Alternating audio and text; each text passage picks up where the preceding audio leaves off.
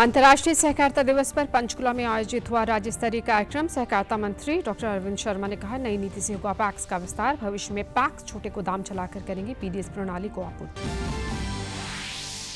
केंद्र ने राष्ट्रीय राजमार्गों पर पड़ने वाली सुरंग, पुल, फ्लाईओवर आदि से गुजरने पर टोल की दरों में की 50% तक की कमी। शुल्क नियम में संशोधन कर बनाया नया फॉर्मूला।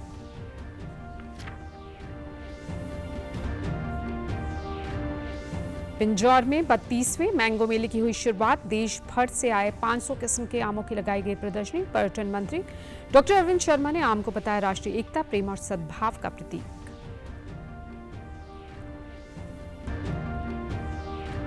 और करनाल सहकारी चीनी मिल को राष्ट्रीय स्तर पर तकनीकी दक्षता में हासिल हुआ प्रथम स्थान। मिल में लागू की गई ऑनलाइन टोकन सिस्टम प्रणाली किसानों को उनकी फसल का होता है त्वरित भुगतान।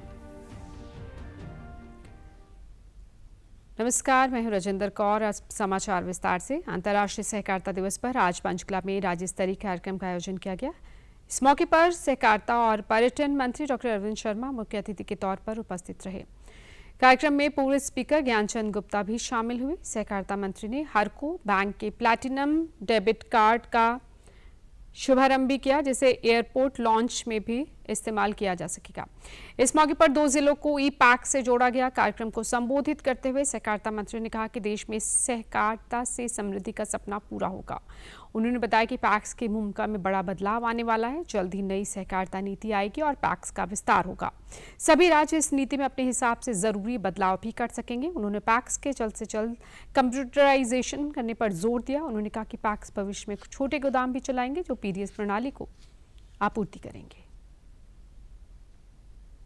किस तरह से सहकार से समृद्धि और ज्यादा समृद्धि, और ज्यादा जो सहकार से जुड़े हैं, सहकारिता से जुड़े हैं, और ज्यादा कैसे मजबूत हो, यही बातों पर चर्चा हुई।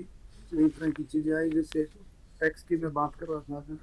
टैक्स पर पहले लिमिटेड था सिस्टम था, टैक्स पर औषधियाँ ये खाद का वितरण करना, फाइनेंशियल जो है जो रोटेशन रहती थी, और भी कई चीजें, बीज का वितरण करना।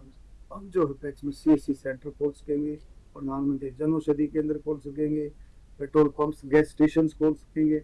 और एक और नई उपलब्धि है कि आप गांव में भी आप छोटे वेयर हाउसेज बना सकेंगे टैक्स के माध्यम से। उनको फाइनेंशियल मदद मिलेगी सरकार की तरफ से, हमारे बैंकों की तरफ से। तो ये सारे का सारा वहीं के वहीं पीडीएस जो डिस्ट्रीब्यूशन से। उन्होंने कहा कि पुश्तैनी गन्ने की खेती करने वाले किसानों को वापस लाने की जरूरत है। उन्होंने घोषणा करते हुए कहा कि गन्ने की कटाई के लिए हरको पैक्स के माध्यम से किसानों को लोन उपलब्ध करवाएगा। डेयरी फेडरेशन वीटा बूथों के आवंटन में पैक्स के माध्यम से भी युवाओं को अवसर देगी। मेरी सोच है, हिमालय मुख्यमंत्री जी की सोच है कि वीटा बूथों को और मॉडर्नाइज, उस पर मिल्क प्रोडक्ट्स के अलावा और भी जो प्रोडक्ट्स जो है, जैसे एफिड के प्रोडक्ट्स हैं, और भी वीटा मार्केट में ऐसे चीजें भी लेकर के आए जिससे हम आम घर तक पहुंचा सके सब्सिडाइज रेट, कम रेट। सरकार का जो है ऊपर का पीडीएस सिस्टम का सारा सिस्टम है कि भाई किस तरह पीडीएस के बड़े, पीडीएस का तो फ्री होता है तेल, जो सरसों का तेल पीडीएस में तो फ्री मिलता है, तेल फ्री मिलता है उसमें। चलता देखो, जहाँ भी बात ऐसी बात करते हो, लोगों में खरीदने की कैपेसिटी बढ़ी। अल्पसंख्यक कार्य मंत्री किरण रिजिजू ने कहा है कि सरकार 1 सप्ताह में साल 2026 के लिए हज आवेदन स्वीकार करना शुरू कर देगी। कल नई दिल्ली में हज समीक्षा बैठक के बाद उन्होंने सभी आवेदकों से फॉर्म भरकर समय सीमा के भीतर आवेदन जमा करने का अनुरोध किया। उन्होंने भारतीय हज कमेटी को समय सीमा से पहले सऊदी अरब सरकार को भुगतान जमा करने का निर्देश दिया है। उन्होंने बताया कि 65 साल से ज्यादा आयु के हज यात्रियों की देखभाल के लिए एक साथी का होना अनिवार्य है। उन्होंने कहा कि हज यात्रा के दौरान पुरुषों और महिलाओं के लिए अलग अलग निवास स्थान के अनुरोध पर सरकार विचार कर रही है। बैठक में एक निश्चित संख्या के कामकाजी लोगों के लिए 20 दिन के हज यात्रा की सारणी बनाने पर भी चर्चा हुई। केंद्रीय मंत्री ने कहा कि इस साल का हज देश के इतिहास में सरकार द्वारा आयोजित अब तक का सबसे अच्छा हज रहा है। एक सप्ताह के अंदर हम 2026 का हज एप्लीकेशन लेने शुरू करेंगे। हमारा पोर्टल खुल जाएंगे। मैं जितने भी 2026 में हाजीस जो जाने वाले हैं, जिसका इच्छा है, उनको मैं निवेदन करना चाहता हूं कि टाइमली जल्दी से जल्दी आप अपना एप्लीकेशन टाइम में भर दिया जाए, ताकि कोई भविष्य में तकलीफ ना आए। सऊदी अरब का सरकार ने कई टाइमलाइन बहुत स्ट्रिक्टली सेट कर दिया है, जिसको पालन करना आवश्यकता है, क्योंकि दुनिया भर का लाखों हाजीज जब सऊदी अरब जाते हैं मक्का मदीना, तो वहां स्पेस का कंस्ट्रेंट होते हैं, वहां हर चीज रिलीजियसली करना पड़ता है, तो इसमें कोई छूट नहीं होता है। केंद्र सरकार ने वाहन चालकों को बड़ी राहत देते हुए राष्ट्रीय राजमार्गों के कुछ हिस्सों पर टोल रेट्स में 50% तक की कमी की है। इन हिस्सों में सुरंग, पुल, फ्लाईओवर और एलिवेटेड रोड जैसे स्ट्रक्चर शामिल हैं। इस कदम का उद्देश्य यात्रा की लागत को कम करना और सड़क यात्रा को लोगों के लिए अधिक किफायती बनाना है। सड़क परिवहन और राजमार्ग मंत्रालय ने राष्ट्रीय राजमार्ग शुल्क नियम 2008 में संशोधन करते हुए टोल टैक्स की गणना के लिए नया फॉर्मूला अधिसूचित किया है। सड़क परिवहन और राजमार्ग मंत्रालय ने राष्ट्रीय राजमार्ग शुल्क नियम 2008 में संशोधन किया और टोल चार्ज की गणना के लिए एक नया फॉर्मूला बनाया। नए नियम के मुताबिक अब टोल की गणना इस तरह से की जाएगी कि राजमार्ग के उन हिस्सों पर शुल्क में कमी आएगी जिनमें मुख्य रूप से महंगे इंफ्रास्ट्रक्चर शामिल हैं। अगर राष्ट्रीय राजमार्ग के किसी हिस्से में फ्लाईओवर या सुरंग जैसे स्ट्रक्चर शामिल हैं, तो टोल की गणना या तो स्ट्रक्चर की लंबाई का 10 गुना या राजमार्ग खंड की कुल लंबाई का 5 गुना, दोनों में से कम मूल्य के आधार पर की जाएगी। पहले वाहन चालकों को ऐसे स्ट्रक्चर के प्रत्येक किलोमीटर के लिए नियमित टोल दर से 10 गुना ज्यादा भुगतान करना पड़ता था। पिंजौर के यादवेंद्रा गार्डन में 32वें मैंगो मेले की शुरुआत हो चुकी है। इस 3 दिवसीय मेले का शुभारंभ कल शाम पर्यटन मंत्री डॉक्टर अरविंद शर्मा ने किया। इस मौके पर कृषि मंत्री श्याम सिंह राणा सहित अन्य लोग भी उपस्थित रहे। इस मेले में देश भर से आए आम उत्पादकों द्वारा करीब 500 किस्म के आमों की प्रदर्शनी लगाई गई है। पर्यटन मंत्री ने विभिन्न स्टॉलों पर जाकर आमों की कई नस्लों का निरीक्षण किया। उन्होंने आमों का स्वाद भी चखा। इस दौरान मोदी आम चर्चा का विषय बना। पर्यटन मंत्री डॉक्टर अरविंद शर्मा ने कहा कि आम राष्ट्रीय एकता, प्रेम और सद्भाव का प्रतीक है और हर साल पिंजौर गार्डन में मैंगो मेले का आयोजन किया जाता है। आम की लुप्त होने वाली किस्मों को इस दौरान सहेजने की कोशिश होती है।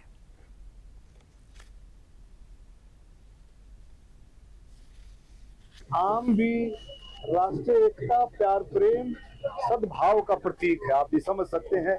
और हर साल हमारा टूरिज्म डिपार्टमेंट, पर्यटन डिपार्टमेंट हर साल इसको आयोजित करता है।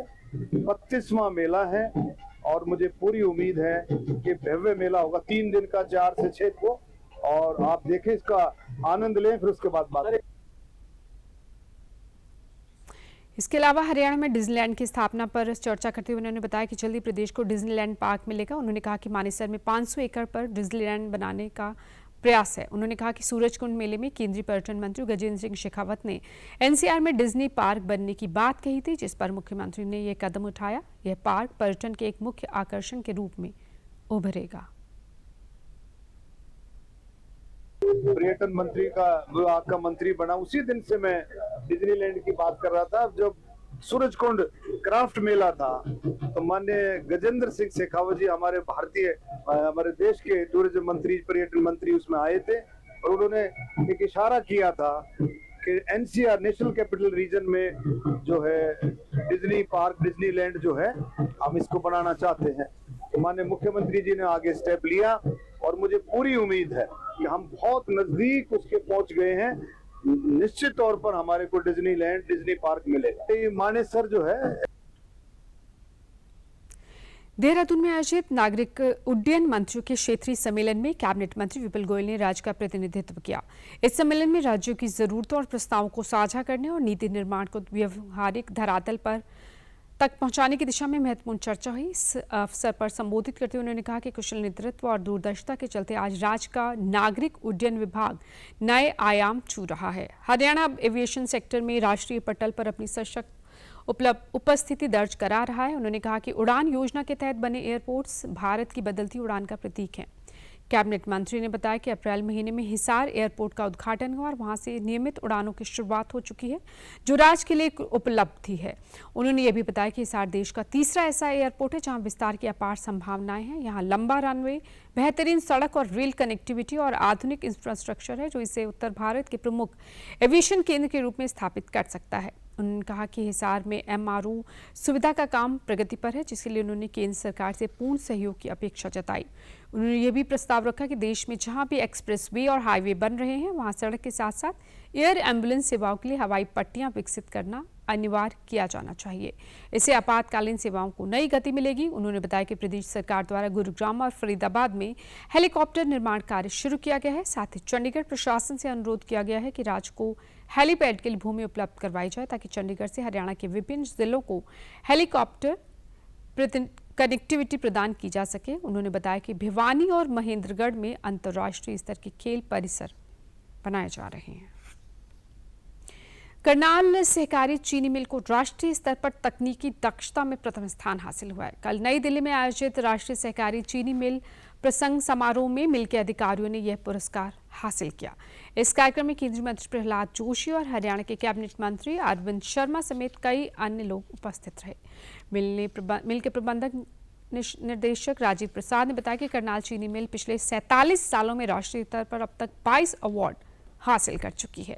नेशनल शुगर फेडरेशन के कई पैरामीटर हैं जिस पर खरा उतरने पर अवार्ड दिया जाता है। पूरे देश को 2 एरिया में बांटा जाता है। उन्होंने बताया कि सहकारी चीनी मिल ने 15 नवंबर 2023 को शुरू किया था। पेराई सत्र में करीब 5 लाख क्विंटल चीनी का उत्पादन किया गया। उन्होंने बताया कि सहकारी चीनी मिल द्वारा किसानों की सुविधा के लिए ऑनलाइन टोकन सिस्टम प्रणाली लागू की गई है, जिससे किसान स्वयं अपने गन्ने की ट्रॉलियों पर टोकन लगा लेते हैं। साथ ही किसानों की सुविधा के लिए मिल ने पेराई सीजन के लिए 2 हेल्पलाइन नंबर भी जारी किए हैं। उन्होंने बताया कि किसान 2 से 3 घंटे में अपनी गन्ने से भरी ट्रॉली खाली करके वापस घर चले जाते हैं और मिल द्वारा अब तक खरीदे गए गन्ने का पूरा भुगतान किसानों को कर दिया गया है। उन्होंने कहा कि किसानों को गन्ने की पेमेंट देने का समय 14 दिन का होता है, लेकिन करनाल शुगर मिल में किसानों के गन्ने की पेमेंट 2 से 3 दिन में किसानों के खाते में चली जाती है।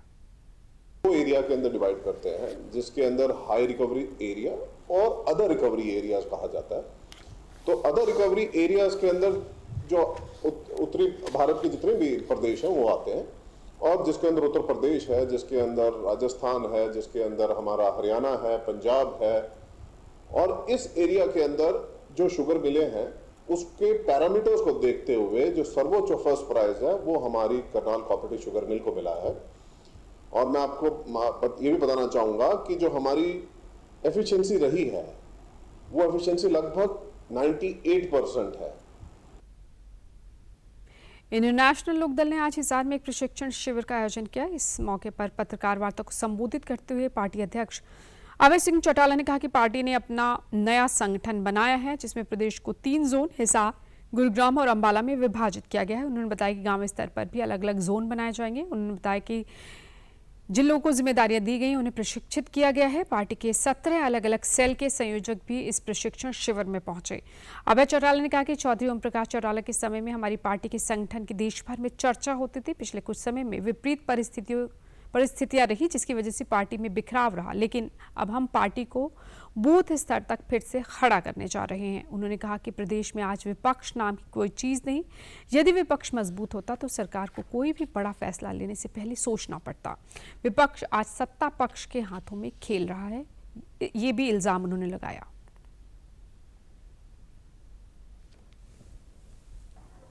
उनके आगे क्या जिम्मेवारी है, इसके लिए अपना प्रशिक्षण शिविर लगाए हैं। उनको उनकी जिम्मेवारियां से अवगत कराया जा रहा है। उसके अलावा हमारे 17 सेल हैं, यूथ का है, वुमेन का है, एससी का है, स्पोर्ट्स का है। इस तरह से अलग अलग 17 सेल बने, उनके भी सारों के संयोजक आए। उनकी भी ये जिम्मेवारी है कि वो सब जगह जाए, जा करके केवल हल्के के स्तर तक नहीं, उसको जोन के स्तर तक लेकर के जाए। कैसे संगठन को आगे लेकर के जाना है। प्रदेश के अंदर विपक्ष नाम की चीज नहीं है। अगर प्रदेश में विपक्ष मजबूत हो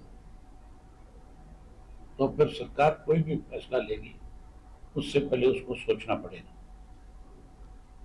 विपक्ष नहीं है, कमजोर है, इसलिए बिजली के बिल बढ़ा दिए। राज्यसभा सांसद किरण चौधरी ने भिवानी के कई गांवों में दौरा कर लोगों की समस्याएं सुनी। इस दौरान उन्होंने तोशाम हलके के गांव बापेड़ा में करोड़ों रुपए के जलघर, माइनर, सड़क, पानी और सीवरेज की विकास परियोजनाओं का शिलान्यास और लोकार्पण भी किया। उन्होंने कहा कि भाजपा सरकार अंतिम व्यक्ति तक लाभ पहुंचाने के लिए काम कर रही है। आमजन को चाहिए कि जहां भी विकास कार्य हो वे उस कार्य की गुणवत्ता को लेकर गांव में कमेटियां बनाएं और डेवलपमेंट के कार्यों पर नजर रखें ताकि गुणवत्तापूर्वक कार्य हो सके। यदि कहीं कोई अनियमितता मिलती है तो उसकी सूचना जनप्रतिनिधियों को देने का काम करें, ये भी उन्होंने कहा। करोड़ों रुपए की सौगात जो है श्रुति जी ने दी है। मुख्यमंत्री जी का धन्यवाद करते हैं जिन्होंने ये संभव होने दिया। आज जो है दिनोद के अंदर आपने देखा उद्घाटन करें हैं श्रुति के जो काम है, सामने का जो जोड़ है ये है सारा 40 करोड़ रुपए की। तो यहाँ पे बड़ी टंकी बन रही है, सीवर पूरा का पूरा डलेगा। तो इतने सारे काम विनोद के अंदर हो रहे हैं कि जो है मैंने भी अभी तक उसकी जो है सूची पूरी नहीं बनाई कि कितने करोड़ लग रहे हैं। वो जब पूरा होएगा जब बताएंगे। हाथ के हाथ आप देखते हो जो समस्याएं हैं उनका हम सुलझा देते हैं और कहते हैं टाइमलाइन दी जाती है अफसरों को और वो टाइमलाइन के अंदर वो पूरा करते हैं और नहीं पूरा करते हैं तो फिर आप जानते ही। वहीं सांसद किरण चौधरी ने यूनिफाइड पेंशन स्कीम के मुद्दे पर कहा कि यह स्कीम हरियाणा में लागू कर दी गई है, इससे कर्मचारी को अच्छा लाभ होगा। समय के साथ कुछ पुराने ऐसे नियमों को छोड़ना पड़ता है जिनका दीर्घकालीन लाभ नहीं होता। उन्होंने कहा कि अंग्रेजों के समय के कानूनों को भी उनकी प्रासंगिकता खत्म होने के चलते बदलना पड़ा है।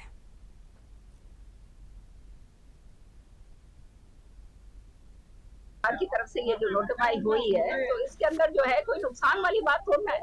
हर एक चीज जो पुरानी जो चली आ रही है उससे भी तो हमारे को निकल के आगे निकलना पड़ेगा ना। वो सारा का सारा जो है पुरानी जो स्कीम जो थी, जो ठहरी हुई स्कीम थी, जो सही नहीं थी, वो थी, उनके ऊपर संज्ञान लेकर उनको सही दुरुस्त करके आगे बनाया जा रहा है। जैसे हमारा कानून जो है, कई कानून ऐसे थे जो बहुत पुराने और डमरों की तरह जो है अंग्रेजों के समय के लगे हुए थे, वो सारे के सारे दुरुस्त करें। सारी चीजें ऐसा ऐसा करके जो है हमारी सरकार उसको दुरुस्त कर रही है। खबर फतेहाबाद से, जहां मानसून के दौरान घग्गर और भाखड़ा के बढ़ते जलस्तर को देखते हुए प्रशासन पूरी तरह से सतर्क है। भाजपा राष्ट्रीय कार्यकारिणी की सदस्य और सिरसा की पूर्व सांसद सुनीता दुग्गल ने जिला उपायुक्त मनदीप कौर के साथ बाढ़ संभावित क्षेत्रों का दौरा कर स्थिति की समीक्षा की। इस दौरान संबंधित विभागों को सतर्कता बनाए रखने, संसाधनों की उपलब्धता सुनिश्चित करने और राहत और बचाव कार्यों के लिए तैयार रहने के निर्देश दिए गए। जिला उपायुक्त मनदीप कौर ने बताया कि फिलहाल स्थिति नियंत्रण में, लेकिन एहतियात के तौर पर हर स्तर पर तैयारियां सुनिश्चित की जा रही हैं। पिछली बाढ़ में जलस्तर कई सालों के रिकॉर्ड को पार कर गया था, लेकिन प्रशासन ने इसे प्रभावी ढंग से नियंत्रित किया। उन्होंने विश्वास जताया कि इस बार भी समन्वय और सतर्कता के साथ स्थिति पर काबू पाया जाएगा। उन्होंने नागरिकों से अपील की कि वे तटबंधों के पास अनावश्यक गतिविधियों से बचें और प्रशासन के दिशा निर्देशों का पालन करें। ब्लॉक डेवलपमेंट ऑफिसर हमारी पंचायत ने बहुत अच्छा काम कराया। आप देख ही रहे हो ऑलमोस्ट 7-8 फुट हाइट पे है। तो आज जो हमारा जो बेसिकली जहाँ से हम गेज करते हैं वो है हमारा गुलाचिका वाला जो हेड है। तो आज 17,800 के करीब वहाँ पे पानी है और 1 जुलाई को 25,000 क्यूसेक पानी था। अभी हम सेफ हैं, ऐसी कोई बात नहीं है। चांदपुरा भी विजिट करके आए हैं। तो 10-11 गांव हमारे ऐसे हैं इस ब्लॉक के जहाँ पे कि हमारा रिंग बांध बनाने का और सैंड बैग्स भरने का काम चल रहा है। शासन पहले से ही जो है अपना दुरुस्त तरीके से जो है सभी काम कर रहे हैं और चाहे हम सिरसा की बात करें और चाहे हम फतेहाबाद की बात करें तो अधिकारी सभी जो हैं वो अपने सभी चाक चौबंद जो है अपने जो है प्रबंध के साथ यहाँ पर लगे हुए हैं और मुझे पूरी उम्मीद है कि आपकी बार ऐसा कुछ जो है वो देखने मिलेगा। घग्गर नदी के किनारे बसे चांदपुरा गांव के निवासियों प्रदीप कुमार, साहिल कुमार और रणजीत सिंह ने बाढ़ को लेकर चिंता जरूर जाहिर की, लेकिन प्रशासन की सक्रियता से उन्हें राहत की उम्मीद है। 23 में बाढ़ आई थी, ठीक है, काफ़ी नुकसान हुआ था, सारे गांव में लाखों करोड़ों का नुकसान हो गया था। एक अब ड्रेनों की सफाई हो जाएगी, जो जलकुंभी सरकंडे वगैरह हैं वो आसानी से निकाल देगी लेबर, तो आगे बाढ़ की स्थिति से निपटा जा सकता है। बरसात के कारण घर में फ्लड आ गया था, बहुत ज़्यादा इस इलाके में नुकसान हुआ था। उसी तर्ज पर अब भी जैसे बारिश का मौसम है, पीछे से खबरें सुन रहे हैं और घग्गर का जो जल स्तर है वो भी बढ़ रहा है। यहाँ पर सरकार को, प्रशासन को, लोकल प्रशासन को भी पूरा बढ़िया ढंग से काम करना चाहिए, ताकि जो पहले नुकसान हुआ है उस तर्ज पर अगर दोबारा पानी आता है तो लोगों का कम से कम नुकसान हो। इसके हरियाणा विद्यालय शिक्षा बोर्ड की 10वीं और 12वीं कक्षा की पूरक परीक्षाएं कल से प्रदेश भर में शुरू हो गई। पिछले दिन कक्षा 12वीं की एक दिवसीय परीक्षा आयोजित की गई। आज कक्षा 10वीं की परीक्षा आयोजित हुई। प्रदेश भर में कल कुल 69 परीक्षा केंद्रों पर शांतिपूर्वक परीक्षा आयोजित की गई। इस दौरान नकल रहित परीक्षा सुनिश्चित करने के लिए बोर्ड प्रशासन पूरी तरह से मुस्तैद नजर आया। बोर्ड के चेयरमैन पवन कुमार ने खुद मैदान में उतरकर नारनौल के विभिन्न परीक्षा केंद्रों पर औचक निरीक्षण किया। इस दौरान बोर्ड चेयरमैन की फ्लाइंग टीम ने 4 छात्रों को नकल करते हुए पकड़ा, जिनके खिलाफ नियमानुसार कार्रवाई की गई। बोर्ड चेयरमैन पवन कुमार ने साफ किया कि परीक्षा की शुचिता बनाए रखना बोर्ड की प्राथमिकता है और किसी भी प्रकार की नकल या अनुशासनहीनता को बर्दाश्त नहीं किया जाएगा। उन्होंने कहा कि परीक्षा के दौरान पूरे प्रदेश में उड़न दस्ते सक्रिय हैं और लगातार निगरानी की जा रही है।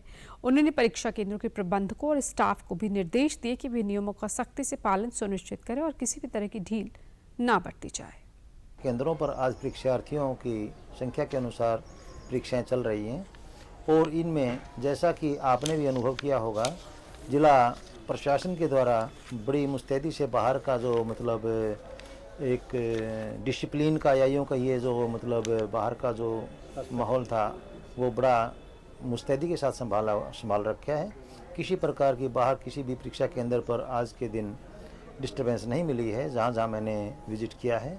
और अभी थोड़ी देर पहले मैंने government girls senior secondary school Narnaul में विजिट किया था, जहाँ बहुत शांतिपूर्वक परीक्षाएँ चल रही थी। और अभी गुरु Govind Singh senior secondary school Narnaul में विजिट किया है, जहाँ परीक्षाएं बड़ी शांतिपूर्वक चल रही हैं, जिसमें विभिन्न विषयों के परीक्षार्थी अपनी परीक्षाएं दे रहे हैं। अनफेयर मीन के केसेस की बात हम करें तो फिलहाल परीक्षा 5 बजे तक चलेगी, तो वास्तविक आंकड़े तो उसी समय उपलब्ध हो सकेंगे। वित्त मंत्रालय ने घोषणा की है कि नेशनल पेंशन सिस्टम के तहत मिलने वाले कर लाभ आवश्यक परिवर्तनों के साथ यूनिफाइड पेंशन स्कीम पर भी लागू होंगे। इस उपाय का मकसद यूपीएस को गति प्रदान करना है। ये प्रावधान मौजूदा एनपीएस फ्रेमवर्क के साथ समानता सुनिश्चित करते हैं और यूपीएस का विकल्प चुनने वाले कर्मचारियों को पर्याप्त कर राहत और प्रोत्साहन देंगे। वित्त मंत्रालय ने 1 अप्रैल 2025 से केंद्र सरकार की सिविल सेवा में भर्ती होने वाले लोगों के लिए एनपीएस के तहत एक विकल्प के रूप में यूपीएस में शामिल होने का वन टाइम ऑप्शन दिया है। इससे पहले 30 मई को यह भी घोषणा की गई थी कि केंद्र सरकार के एनपीएस सब्सक्राइबर्स जो 31 मार्च 2025 को या उससे पहले न्यूनतम 10 साल की क्वालिफाइंग सर्विस के साथ रिटायर हुए हैं या उनके कानूनी रूप से विवाहित पति या पत्नी अब पहले से दावा किए गए एनपीएस लाभों के अलावा यूपीएस के तहत अतिरिक्त लाभों का दावा कर सकते हैं। भारतीय नौसेना की सब लेफ्टिनेंट आस्था पुनिया ने एक नया कीर्तिमान स्थापित किया है। वे नेवल एविएशन की फाइटर स्ट्रीम में शामिल होने वाली पहली महिला अधिकारी बन गई हैं, यानी वे अब नौसेना के फाइटर प्लेन उड़ाने वाली पहली महिला बनी हैं। यह उपलब्धि न केवल नौसेना के इतिहास में एक मील का पत्थर है, बल्कि यह महिलाओं के लिए लड़ाकू विमानन क्षेत्र के द्वार खोलने वाली प्रेरणादायक मिसाल भी है। भारतीय नौसेना ने आईएनएस डेगा विशाखापत्तनम में द्वितीय बेसिक हॉक कन्वर्जन कोर्स के स्नातक समारोह का आयोजन किया। इस मौके पर लेफ्टिनेंट अतुल कुमार ढुल और सब लेफ्टिनेंट आस्था पुनिया को विंग्स ऑफ गोल्ड से सम्मानित किया गया। विंग्स ऑफ गोल्ड का सम्मान रियर एडमिरल जनरल जनक बेवली द्वारा प्रदान किया गया। भारतीय नौसेना का कहना है कि वे पहले से ही महिला अधिकारियों को पायलट बनने का अवसर दे चुके हैं। महिलाओं को एमआर विमानों और हेलीकॉप्टरों में पायलट और नौसेना वायु संचालन अधिकारी के रूप में नियुक्त किया जा चुका है। अब फाइटर स्ट्रीम में सब लेफ्टिनेंट आस्था पुनिया की नियुक्ति नौसेना विमानन में लैंगिक समावेशन के प्रति भारतीय नौसेना की प्रतिबद्धता को दर्शाती है। यह कदम नारी शक्ति को बढ़ावा देने के संकल्प को सशक्त बनाता है। Fit India Sunday on cycle का 30वां संस्करण रेजिडेंट वेलफेयर एसोसिएशन के साथ मिलकर कल रविवार को देश भर के 6000 स्थानों पर आयोजित किया जाएगा। एक दिन के इस कार्यक्रम में 50,000 से ज्यादा लोग प्रदूषण और मोटापे से मुक्त भारत की दिशा में अच्छे स्वास्थ्य के लिए साइकिल चलाएंगे। नई दिल्ली में यह कार्यक्रम मेजर ध्यानचंद राष्ट्रीय स्टेडियम में आयोजित किया जाएगा। एक सोशल मीडिया पोस्ट में युवा मामले और खेल मंत्री मनसुख मांडविया ने कहा कि fit India Sunday on cycle धीरे धीरे एक जन आंदोलन बन गया है। उन्होंने सभी नागरिकों और समुदायों से इस पहल का हिस्सा बनने और जीवन शैली से जुड़ी बीमारियों से बचने के लिए साइकिल चलाने और योग जैसी फिटनेस से जुड़ी गतिविधियों में शामिल होने का आग्रह किया।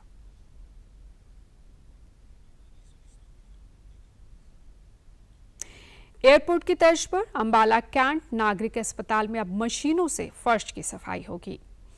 अस्पताल में सफाई के लिए 2 नई मशीनें मिली हैं। कुछ रोज पहले ही कैबिनेट मंत्री अनिल विज ने नागरिक अस्पताल का निरीक्षण किया था। नागरिक अस्पताल की पीएमओ डॉक्टर पूजा ने बताया कि इन मशीनों के आने से अस्पताल की सफाई व्यवस्था और बेहतर होगी। उन्होंने बताया कि इसके लिए एक शेड्यूल भी बनाया गया है ताकि हर रोज हर फ्लोर को साफ किया जाए। अस्पताल को स्वच्छ बनाए रखना हमारा कर्तव्य है। उन्होंने अस्पताल में आने वाले लोगों से भी गुजारिश करते हुए कहा कि वो भी इस सफाई व्यवस्था में सहयोग करें।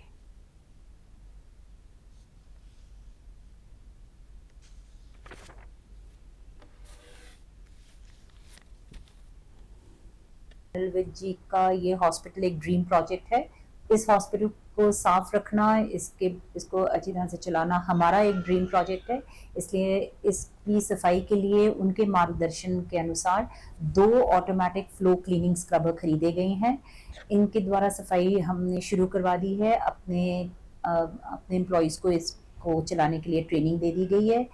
इस मशीन से हमने ये पाया है कि सफाई और भी दुरुस्त हो रही है और सफाई ज़्यादा अच्छी होने से हॉस्पिटल में इन्फेक्शन कंट्रोल हो जाती है। और हमने ये भी देखा कि फ्लोज बहुत अच्छी तरह से चमक रहे हैं। आसपास जो कीटाणु या कोई भी हो तो वो भी इस मशीन के द्वारा साफ हो रहे हैं। और हमारे हर फ्लोर पे ये मशीन हर दिन चलाई जाएगी। इसके लिए हमने एक रोस्टर बना लिया है और हमने ये आगे भी हम चाहेंगे कि और भी प्रयत्न करें कि हॉस्पिटल साफ रहे और स्वच्छ रहे।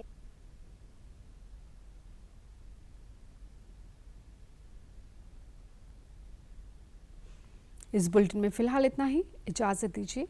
नमस्कार।